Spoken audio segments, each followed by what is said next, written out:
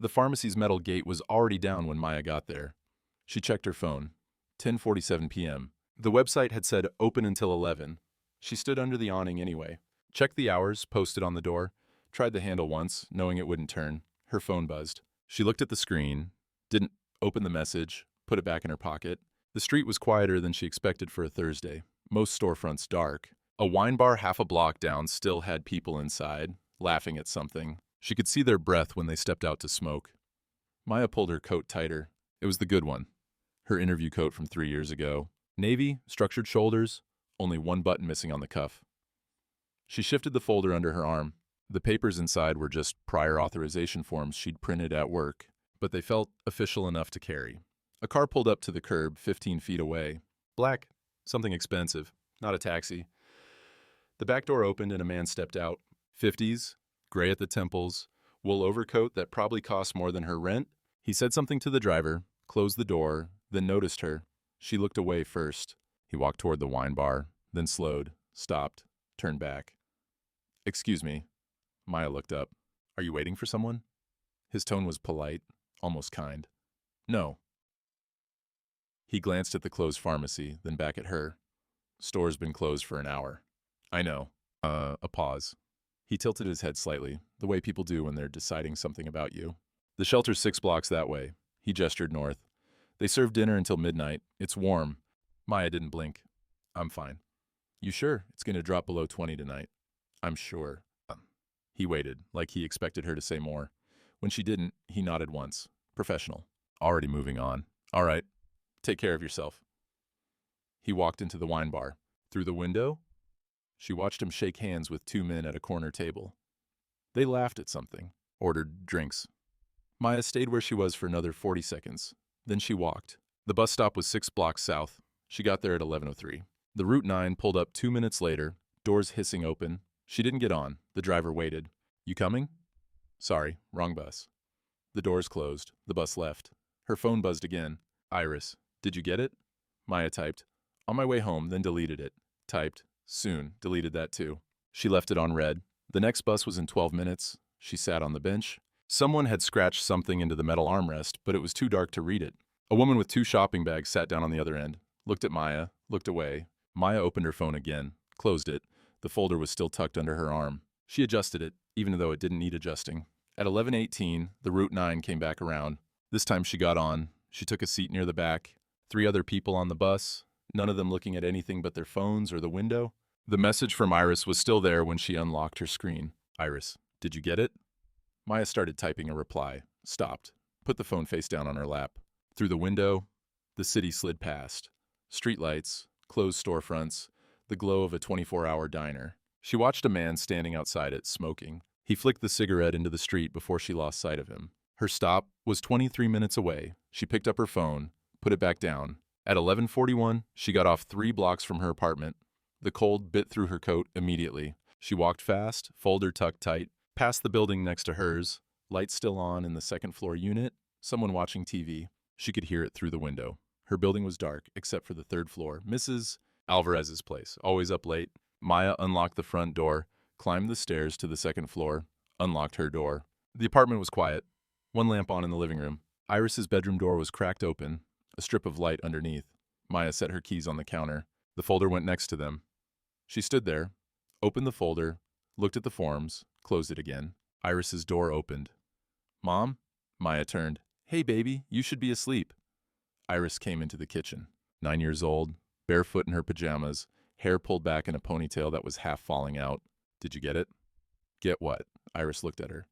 "The pharmacy was closed," Maya said. "You said you'd call them." "I did. They said come in. I went. It was closed." Iris didn't say anything. "I'll try again tomorrow," Maya said. "You work tomorrow." "I'll call on my break." Iris nodded. Didn't move. "Go back to bed," Maya said. "It's late."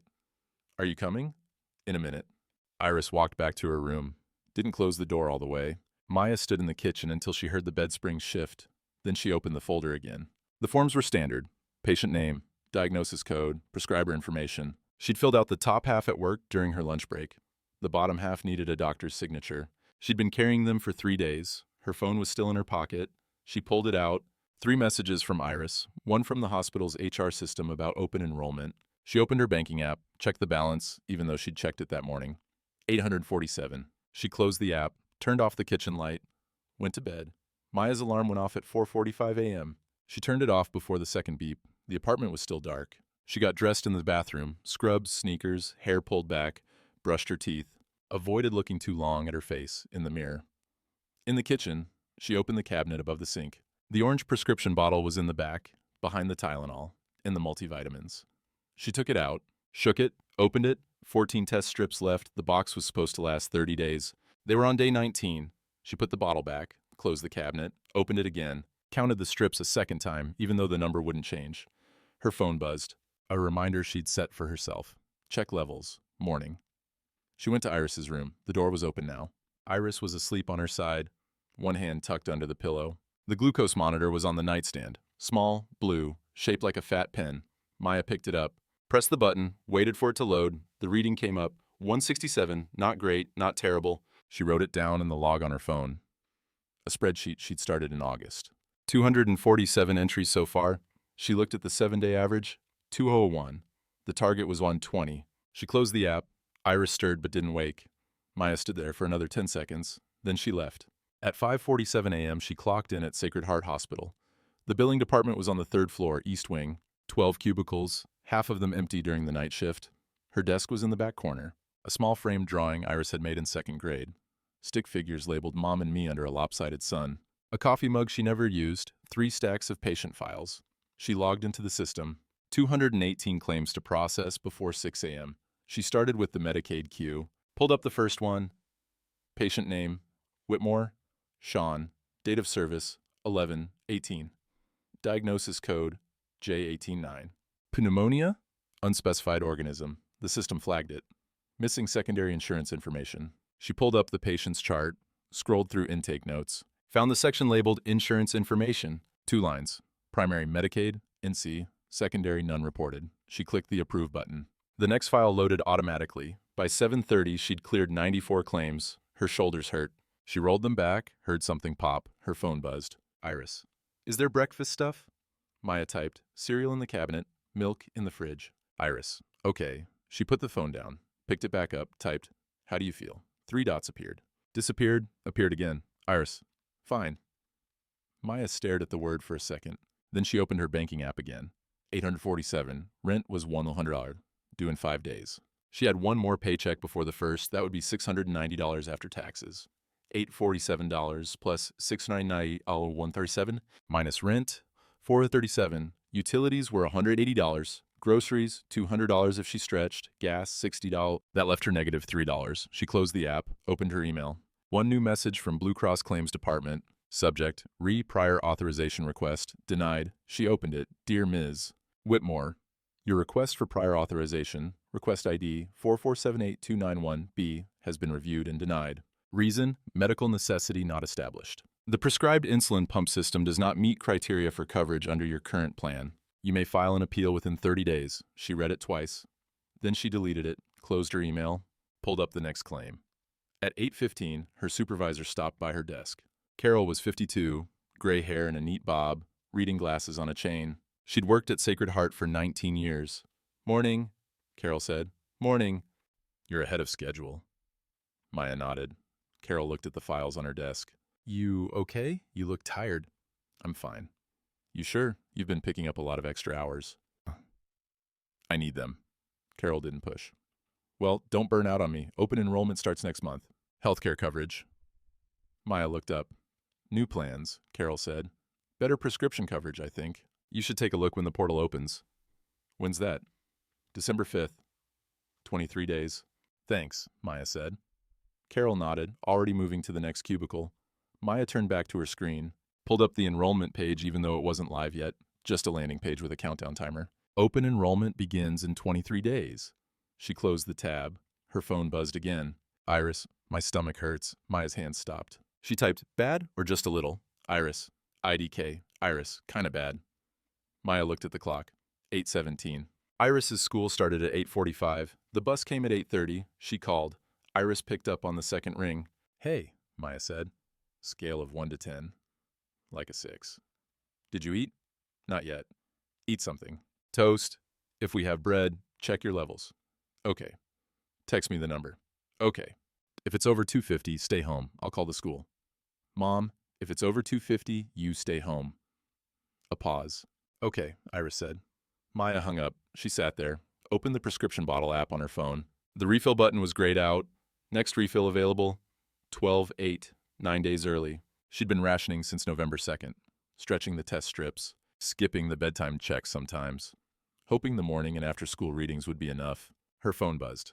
Iris, 183, Maya exhaled. Iris, can I go to school? She typed, yes, eat first. Text me at lunch. Iris, okay. Maya put the phone face down, looked at her desk, the drawing Iris had made, the stick figures under the sun.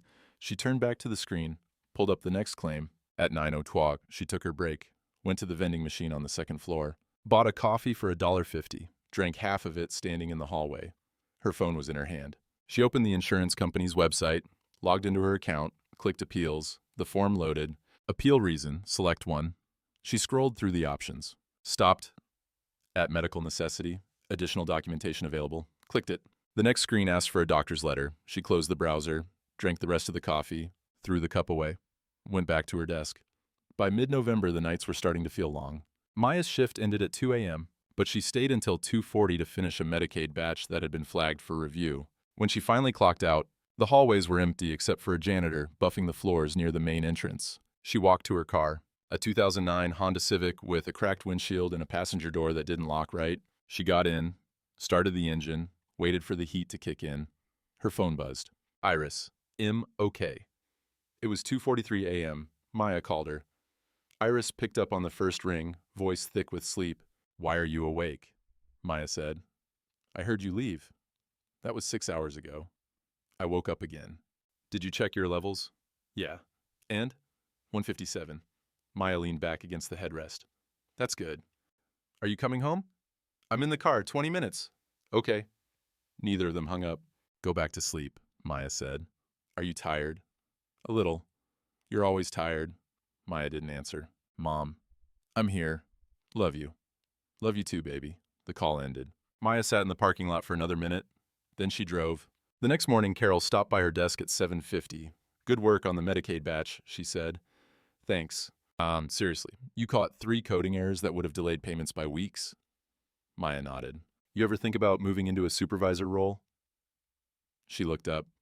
I'm serious, Carol said. You've been here 2 years. You know the system better than people who've been here 5.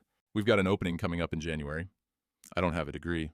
Neither do I. You've got experience. That's worth more. Maya looked at her screen. Just think about it, Carol said. Pay bump, better hours. Day shift, day shift. Maya's hands stopped moving. What hours? She asked. 8 to 5, Monday through Friday. That would mean childcare.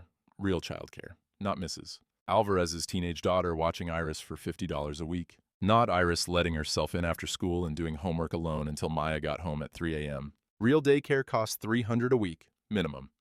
Think about it, Carol said again. She walked away before Maya could respond. That afternoon, Maya's phone buzzed during her lunch break. Sacred Heart, HR. Open enrollment begins 12/5. Review plan options at portal.sacredheart.com. She clicked the link. The page loaded. 3 plan options. Plan A, high deductible, $85 a month. Plan B, mid-tier, $140 a month. Plan C, premium, $215 a month.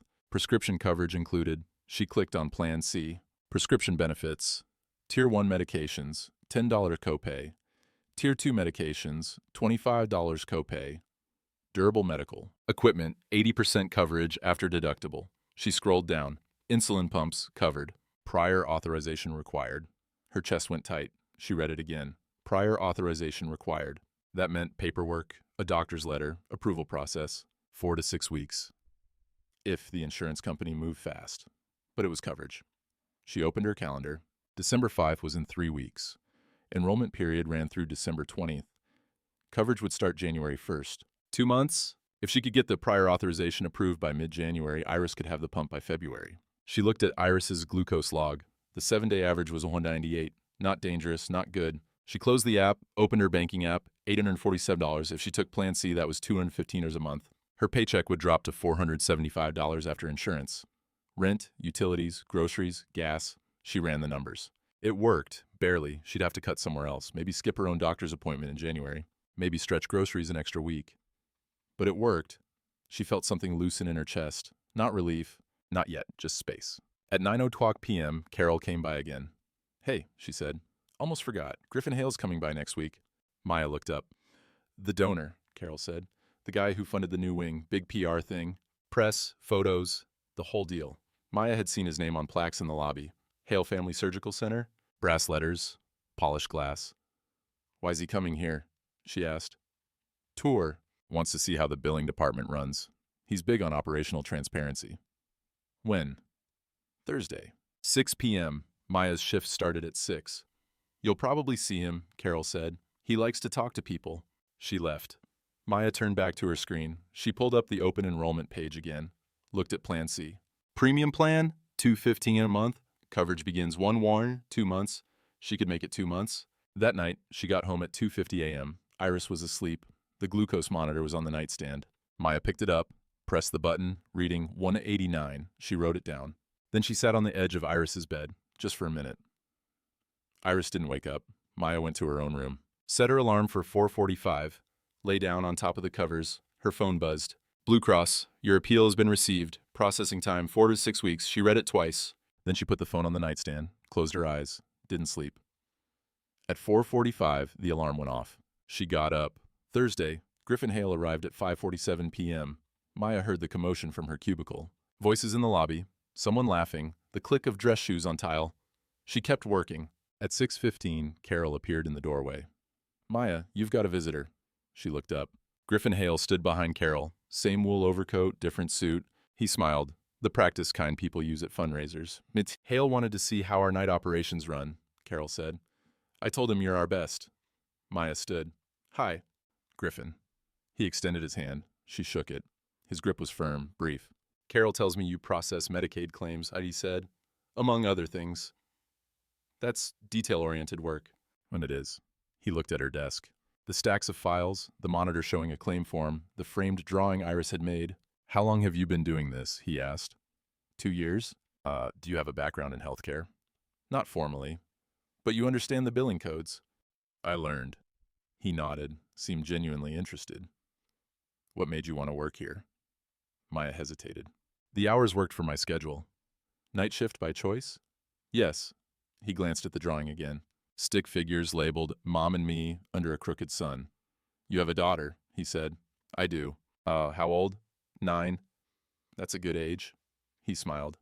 "My daughter's 16. Different kind of chaos." Maya nodded. Carol jumped in. "Maya actually wanted to go into nursing, didn't you?"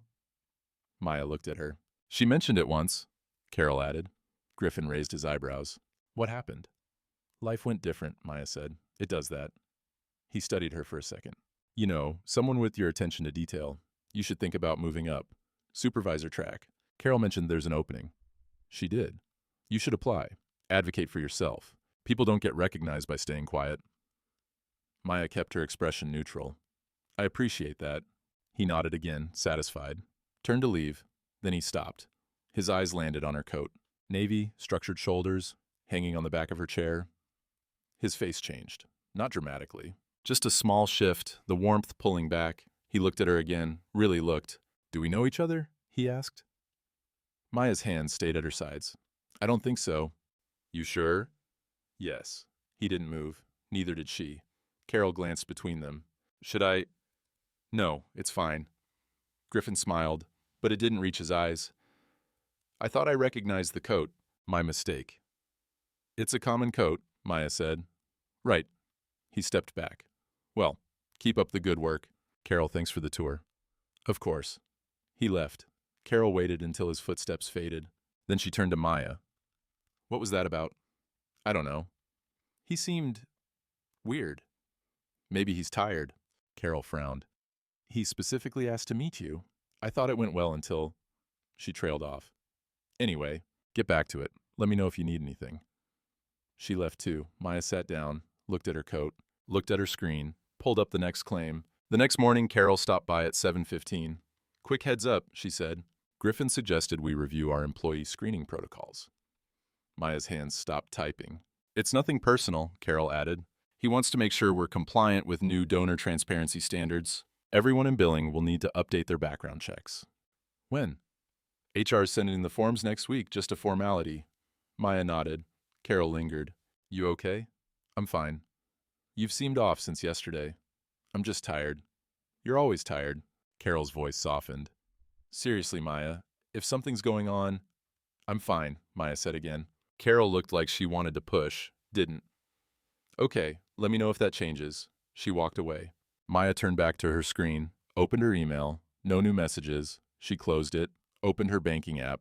621, rent was paid, utilities posted, groceries yesterday, $87. She closed the app, her phone buzzed. Iris, I forgot my lunch. Maya looked at the clock. 7:18 a.m. School started in 12 minutes. She typed, there's money in the jar. Buy from the cafeteria. Iris, how much can I spend? Maya, $5. Iris, okay. Maya put the phone down, looked at her coat on the chair, picked up her coffee. It was cold. She drank it anyway. The background check form arrived on Monday. Maya printed it at work, brought it home, filled it out at her kitchen table while Iris did homework. Employment history, references, criminal record disclosure. She'd never been arrested, never even gotten a speeding ticket. She signed it, scanned it at the library, submitted it Tuesday morning. By Wednesday, people were looking at her differently. Not obviously, just small things. Jenna used to sit with her during breaks. Now she took her coffee to the far side of the room, scrolled through her phone without saying much. Maya didn't ask why. On Thursday, she overheard part of a conversation in the bathroom. Two voices from the next stall over. Night shift girl, who was weird with the donor.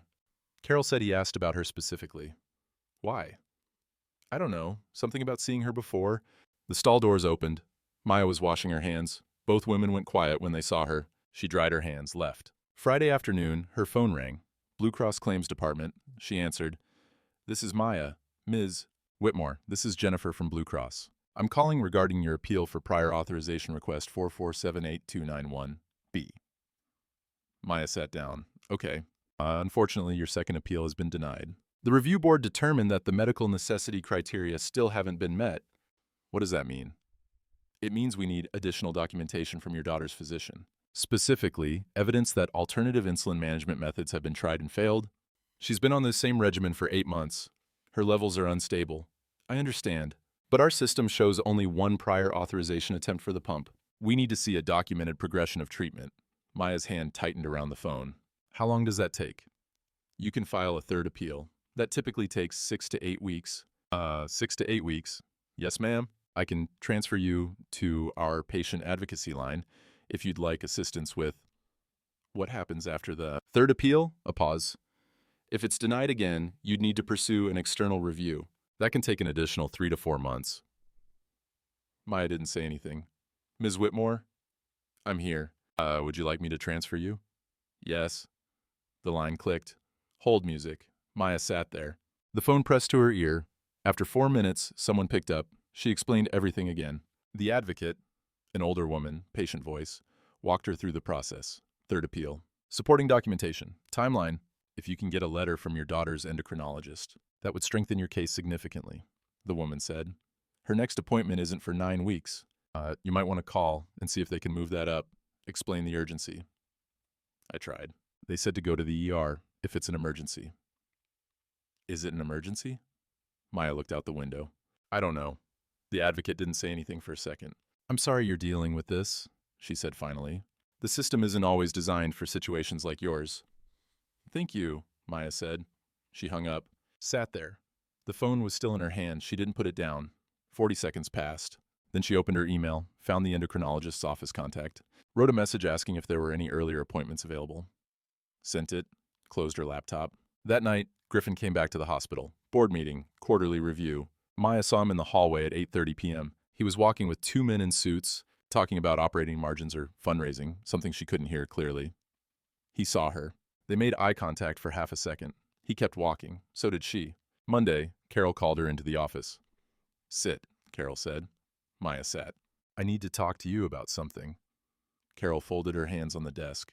There's going to be some restructuring in the department. Corporate's pushing for efficiency improvements. Maya waited.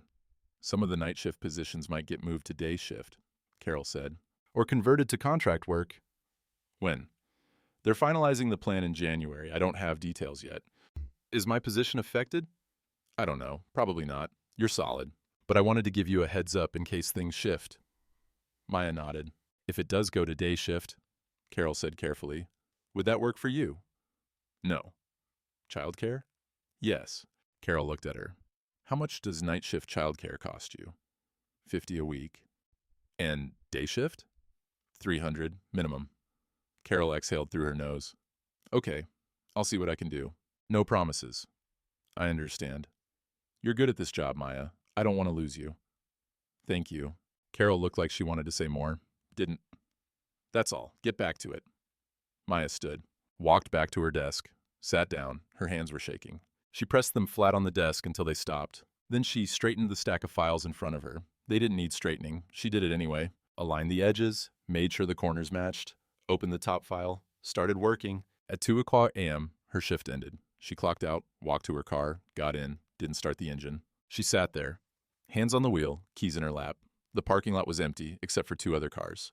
Her phone was on the passenger seat. No new messages. She looked at it, picked it up, put it down.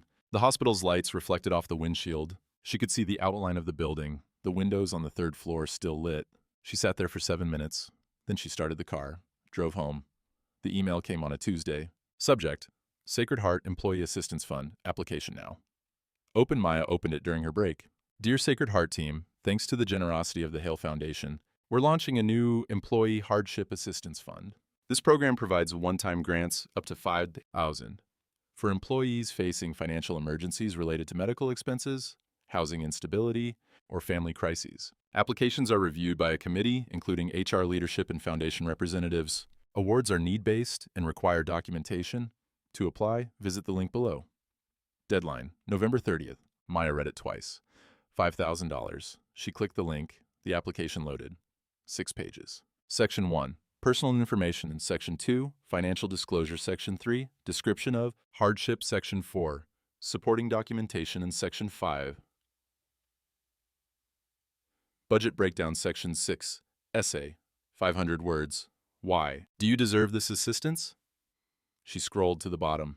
Review Committee, Carol Mendez, HR, Patricia Okonkwo, Finance, Griffin Hale, Hale Foundation. She closed the laptop. That night, Iris asked if they could get pizza. Not this week, Maya said. When? I don't know. Soon. Iris didn't push, just nodded and went back to her homework. Maya stood in the kitchen, opened the cabinet above the sink, looked at the test strips. 11 left. 6 days until the prescription refill unlocked. She closed the cabinet, opened her banking app. 600 DAO. Closed it, sat down at the table, opened the laptop. The application was still there in her browser history. She clicked it, started filling out Section 1. Name, employee ID, department, hire date. Section 2. Income, monthly expenses, debts. She typed in the numbers. Rent, $100. Utilities, $180. Groceries, $200. Medical expenses, $340 month average. It all fit in the boxes. Section 3. Description of hardship. She stared at the text box, typed, my daughter has type 1 diabetes, stopped, deleted it. Typed, I'm a single parent. My daughter requires expensive medical equipment that insurance has denied. Read it back. It sounded like every other sob story, like something written to pull heartstrings. She deleted it again. Typed, my 9-year-old daughter needs an insulin pump. Insurance has denied coverage twice. I've filed a 3rd appeal, but the timeline is 6-8 weeks. Her glucose levels are unstable. I can't afford the out-of-pocket cost, $8,000. Or the ongoing supplies, $400 a month. This grant would allow me to purchase the equipment while waiting for insurance approval. Better, factual, clear. She moved to Section 4, uploaded the insurance denial letters, the appeal confirmation, Iris's glucose logs from the past 3 months. Section 5, budget breakdown. Insulin pump system, $7. $800, initial supplies, $600, installation, training, $400, remaining for emergency fund, $200 total. Requested $5,000, partial, remaining financed. She looked at it. It was reasonable. It was real. It was exactly what the program was designed for. She scrolled to Section 6. Essay, 500 words. Why do you deserve this assistance? Her hand stopped. She sat there. Then she started typing. I work hard. I show up on time. I do my job well. My daughter didn't choose to be sick. I didn't choose to be a single parent. But we're managing. We've always managed. This assistance would help us manage better. That's all I'm asking for. A chance to manage. She read it, deleted it, tried again. I deserve this assistance because my daughter deserves to be healthy. I've tried everything. I've appealed the insurance denials. I've called patient advocacy. I've looked for second jobs. I've cut every expense I can. I don't know what else to do. Please help us. She read it. It sounded like begging. She deleted it. Tried a third time, then a fourth. Every version sounded wrong. Too proud, too desperate, too defensive, too pitiful. She pushed the laptop away, stood up, walked to the sink, turned on the water, turned it off, didn't wash anything. Iris called from her room. Mom? Yeah? I'm going to bed. Okay. Did you check your levels? Yeah, 172. Good. Love you. I love you too. Maya stood at the sink, looked at the laptop, sat back down, read the essay prompt again. Why do you deserve this assistance? She thought about Griffin, his polite smile, the way his warmth had evaporated when he recognized her coat, the way he'd looked at her in the hallway, not hostile, just certain. She thought about sitting across from a committee. Carol, who knew her, Patricia from finance, who didn't, Griffin Hale, who'd already decided what kind of person she was. She thought about reading her essay out loud, explaining why her daughter's suffering made her worthy, waiting for them to decide if she'd performed it convincingly enough. Her hands were on the keyboard. She typed, I don't want to do this, stared at it, deleted it. The cursor blinked. She typed nothing, just sat there. Then she thought, quietly, in a voice that sounded like her own, maybe life would have been simpler if I had lowered my standards. She closed the laptop. The next morning, she called 3 payday loan companies. The third one approved her, 800. Interest rate, 400% APR. Due in 2 weeks, she signed the digital agreement. The money posted to her account in 40 minutes. She used it to book an appointment with a private endocrinologist. Out of network, no insurance, $600 for the consultation. The earliest available slot was Friday at 3 p.m. She took it. Friday, she left work early, picked up Iris from school, drove 30 minutes to the clinic. The endocrinologist was younger than she expected, efficient, kind enough. He reviewed Iris's charts, asked questions, ran a blood panel. At the end, he looked at Maya. She needs the pump, he said. Her levels are too erratic for manual management. It's not an emergency today, but we're heading that direction. I know. Has insurance approved it? Not yet. I've appealed twice. Appeal again. I'll write a letter. That should help. How long will the appeal take? 6 weeks, maybe 8. Maya nodded. He printed the letter, handed it to her. In the meantime, keep doing what you're doing. Monitor closely. If she has a severe episode, go to the ER immediately. Okay. You're doing everything right, he said. Maya didn't respond. On Monday, Carol stopped by her desk at 7:00 a.m. Hey, she said, did you submit your application for the hardship fund? Maya looked up. No. Why not? I'm all set. But thank you. Carol blinked. Maya, this is exactly what the program is for. I appreciate it. I'm okay. What, you're not okay? You've been picking up every extra shift. You look exhausted. I'm managing. Carol's voice softened. You don't have to manage alone. Maya turned back to her screen. I'm fine. Carol stood there for 5 seconds. Then she left. That afternoon, Griffin came through the department. He was with Patricia from finance, discussing the grant application review process, talking about timelines, approval criteria, budget allocations. Maya saw him from her desk. He saw her. They didn't speak. He walked past, stopped near Carol's office. Carol stepped out to meet him. Maya couldn't hear the conversation. But she saw Carol gesture toward her desk, saw Griffin glance over, saw Carol's expression, something between confusion and disappointment. Griffin said something Maya couldn't hear. Carol nodded. He left. Carol came back 10 minutes later. Maya, she looked up. Griffin asked if you'd applied for the fund. I told him you said you were all set. Carol paused. He seemed surprised. Maya didn't respond. He wanted me to make sure you knew the funding was still available. I know. Then why? I said I'm fine. Carol looked at her, really looked. Okay, she said finally. If that changes, let me know. She walked away. Maya sat there. Her phone buzzed. Quick cash loans. Reminder, payment of $2,200 due 12/6. Avoid late fees, pay early, $1,200. In 14 days, she had $190 in her account. She put the phone face down, picked up a plastic spoon from her desk, the one she'd used for yogurt at lunch, put it down, picked it up again. Her hands were shaking. She pressed them flat on the desk. Then she pulled up the next claim, started typing. The payday loan payment was due on December 6th. On December 5th, Maya had $340 in her account. She needed $200. At 9:00 a.m., Quick Cash Loans called. She didn't answer. They called again at 11:00, again at 2:00. At 4:00, she answered. Ms. Whitmore, this is Derek from Quick Cash. I'm calling about your payment due tomorrow. I know when it's due. Well, do you have the funds available? Not yet. Okay, we offer a rollover option. You can extend the loan for an additional 2 weeks. There's a $180 fee, and the new principal would be 1.3. Maya did the math. $1,380 at 400% APR for 2 weeks came to $150 total. That's my only option? She asked. You could pay the full amount tomorrow. I don't have it. Then rollover is your best option. Would you like me to process that? Maya looked out the window. It was starting to snow. Yes, she said. Great, I'll send you the confirmation. Your new due date is December 20th. Total amount due, $1,650. The call ended. Maya sat there, then she opened her banking app. Checked the balance again, like it might have changed. It hadn't. On December 8th, Iris came home from school early. The school nurse called at 1:30 p.m. Hi, Ms. Whitmore. Iris had a low episode during lunch. Blood sugar dropped to 58. We gave her juice and crackers. She's stable now, but you might want to pick her up. Maya left work, drove to the school. Iris was sitting in the nurse's office, pale but alert. Hey, baby. I'm okay. The nurse pulled Maya aside. This is the second time this month. Has her doctor adjusted her regimen? We're working on it. You might want to follow up sooner rather than later. I will. Maya signed the checkout form. Took Iris home. That night, they went to the ER. The ER doctor was tired. Third shift, probably. He reviewed Iris's charts, ran another blood panel, checked her vitals. She's stable, he said. But her management plan isn't working. Has her endocrinologist recommended a pump? Yes. And?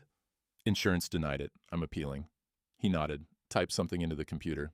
Keep her levels monitored closely. If she has another severe low, call 911. Don't wait. Okay. I'm going to refer you back to her primary endocrinologist. You should follow up within 2 weeks. Her appointment's not for another 7 weeks. Call and explain what happened today. They should move it up. Maya nodded. They discharged Iris at 11:00 p.m. The bill arrived 3 days later, $2,400. Insurance covered $900. Maya owed $2,500. She put it on the kitchen counter with the other mail. On December 12th, Carol called a department meeting. Everyone gathered in the conference room at 6:15 p.m. 12 people, most of them looking tired. Carol stood at the front. Thanks for coming. I'll keep this brief. As you know, corporate's been reviewing our operational structure. I got the final plan today. She pulled up a slide. Billing department restructuring, effective January 15th. 2 positions are being eliminated, she said. One's moving to contract. The rest stay, but some shifts will rotate. Maya's hands were in her lap. Carol clicked to the next slide. A chart showing the new schedule. Maya's name was under rotating shift. Rotating means you'll alternate between day and night every 2 weeks, Carol said. I know that's not ideal for everyone. If it doesn't work for your situation, we can discuss contract options. Contract meant no benefits, no health insurance. Maya didn't say anything. The meeting ended at 6:35. She went back to her desk. On December 14th, Griffin came back. Another announcement, another photo op. This time it was in the main lobby. Press was there, hospital administration, a few employees. Carol told Maya she didn't have to attend, but the whole department was invited. Maya went. She stood in the back. Jenna was near the front. They didn't make eye contact. Griffin stood at a microphone, talked about the importance of supporting healthcare workers, talked about the new grant fund, talked about community investment. Then he called up 4 employees, 3 women, 1 man, all from different departments, all holding folders. These are our first hardship grant recipients, Griffin said.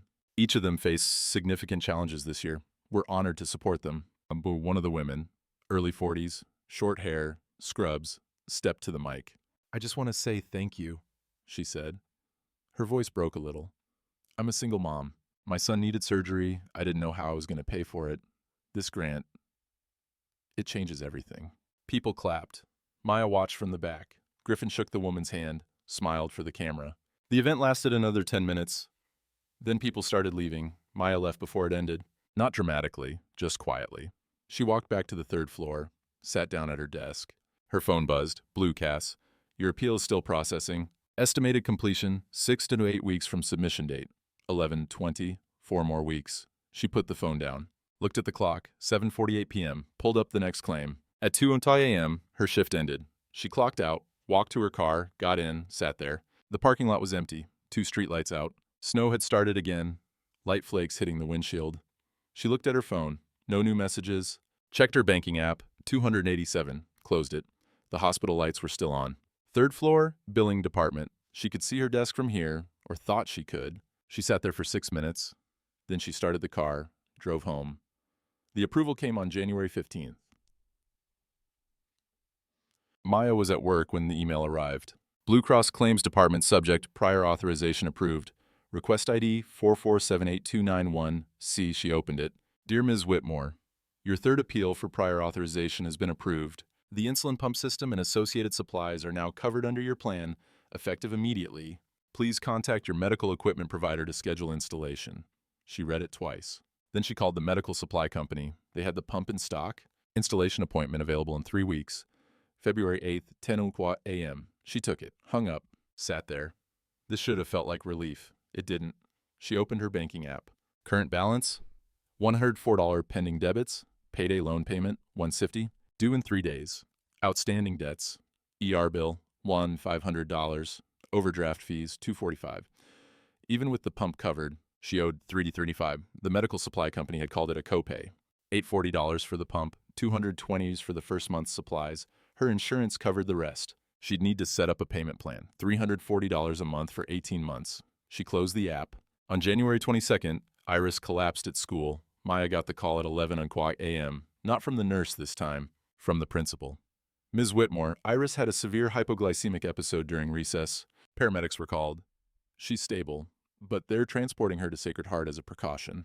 Maya left work immediately. She got to the ER at 11:40. Iris was in a bed, awake, hooked up to an IV. Mom, I'm here. The ER doctor came in, different one this time, older. She's going to be fine, he said. Blood sugar dropped to 42. The paramedics caught it fast. We've stabilized her. Okay. But this is the second ER visit in 6 weeks. I'm required to file a report with Child Protective Services. It's protocol for repeated medical incidents involving minors. Maya's chest went tight. She has a medical condition. I'm managing it. I understand. This isn't about your care. It's about documentation. CPS will likely do a welfare check just to make sure she's in a safe environment. It's routine. When? Within a week, usually. He left. Maya sat next to Iris's bed. Iris looked at her. Am I in trouble? No, baby. You didn't do anything wrong. Are you? Maya didn't answer right away. No, she said. The CPS investigator came on January 28th. A woman in her 30s, professional, not unkind. She walked through the apartment, checked the fridge, looked at Iris's room, asked questions. Does Iris have regular access to food? Yes. Does she take her medication as prescribed? Yes. Have there been any other medical emergencies? Just the 2 ER visits. The investigator made notes, looked at the past due utility bill on the counter, didn't comment on it. Miss Whitmore, I'm not here to accuse you of anything. Your home is clean. Your daughter is clearly loved. But I do see some signs of financial strain. Maya didn't respond. Are you receiving any assistance? SNAP, WIC, anything like that? No. Have you considered applying? I make too much. The investigator nodded. Okay. I'm going to close this case as unfounded, but it'll stay in the system for 60 days just as a monitoring period. If there are any more incidents, we'll revisit. Okay. You're doing fine, the investigator said. Just, don't be afraid to ask for help. She left. Maya closed the door, stood there. 2 days later, Carol stopped by her desk. Hey, can we talk? Maya looked up. Carol sat down in the empty chair next to her. Griffin heard about Iris, the ER visits. Maya's hand stopped moving. He wanted me to reach out, Carol said. The hardship fund is still available. He knows you didn't apply before, but given the circumstances, he'd like to help. We're managing. Maya, you're not managing. You're drowning. We're fine. Carol's voice dropped. He knows about Iris. He feels terrible about... She stopped. Look, I don't know what happened between you two, but he's trying to make it right. Tell him thank you, but we're okay. Are you serious? Maya turned back to her computer. I appreciate the thought, but we're fine. Carol stared at her. You know what? Fine. Do it your way. She stood up, walked away. Maya sat there. Her phone buzzed. Medical supply, ho. Reminder, installation APPT 28 at 10 a.m. Copay due at time of service. $840. She put the phone face down, turned back to her screen, started typing. 6 weeks later. Iris had the pump. Her levels were stable. The CPS case was closed. Maya was still paying down the debt. $340 a month. For years. At work, the rotating shift had started. 2 weeks night, 2 weeks day. Childcare costs more now. She was managing. She saw Griffin once, at a hospital event. He looked at her. She looked away first. Later that week, Jenna sat down next to her at break. They made small talk. Weekend plans, weather. Maya mentioned Iris's soccer game. Jenna stirred her coffee. You know, it's okay to let people help sometimes. Maya looked at her. Just saying, Jenna said. Maya picked up her cup. Maybe. She didn't elaborate. Jenna didn't push.